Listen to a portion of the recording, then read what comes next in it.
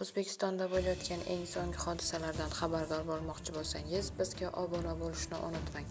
O'zbekistonda 9 aprel kuni ba'zi joylarda yomg'ir yog'adi. Assalomu alaykum aziz muxlis. Agarda bizning kanalimizda mehmon bo'lsangiz, bizga obuna bo'lishni unutmang.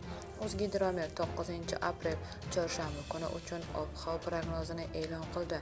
Unga ko'ra Toshkent shahrida havo biroz bulutli bo'ladi, yog'ingarchilik kutilmaydi. Harorat kechasi 13-15 daraja, kunduzi esa 22-24 daraja iliq bo'ladi. Qoraqalpog'iston Respublikasi hamda Xorazm viloyatida havo biroz bulutli bo'ladi. Yog'ingarchilik kutilmaydi. Harorat kechasi 13-18 daraja, kunduzi esa 27-32 daraja iliq bo'ladi. Buxoro va Navoiy viloyatlarida havo biroz bulutli bo'ladi. Yog'ingarchilik kutilmaydi. Harorat kechasi 13-18 daraja, kunduzi esa 25-30 daraja iliq bo'ladi.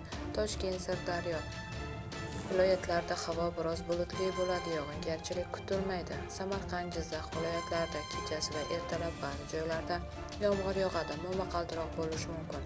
Harorat kechasi 12-17 daraja, kunduzi esa 21-26 daraja iliq bo'ladi. Qashqadaryo, Surxondaryo viloyatlarida ba'zi joylarda yomg'ir yog'adi, momaqaldiroq bo'lishi mumkin. Harorat kechasi 13-18 daraja, kunduzi esa 25-30 daraja iliq bo'ladi.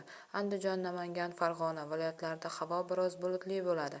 Ba'zi joylarda yomg'ir yog'adi. Harorat kechasi 10-15 daraja, kunduzi esa 18-23 daraja iliq bo'ladi. Respublikaning tog' oldi va tog'li hududlarida havo biroz bulutli bo'ladi. Vaqti bilan yomg'ir yog'adi. Ba'zi joylarda kuchli bo'ladi. Ayrim joylarda momaqaldiroq bo'lishi mumkin.